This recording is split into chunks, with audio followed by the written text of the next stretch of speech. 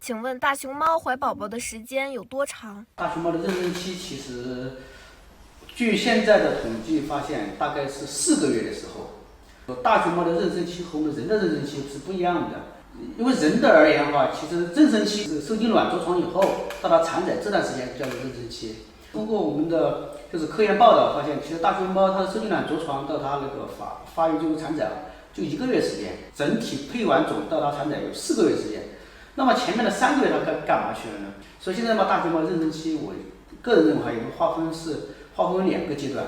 第一个叫做治愈期，就是配完种到它我们说着床前，那么着床以后再到生仔，这个叫妊娠期。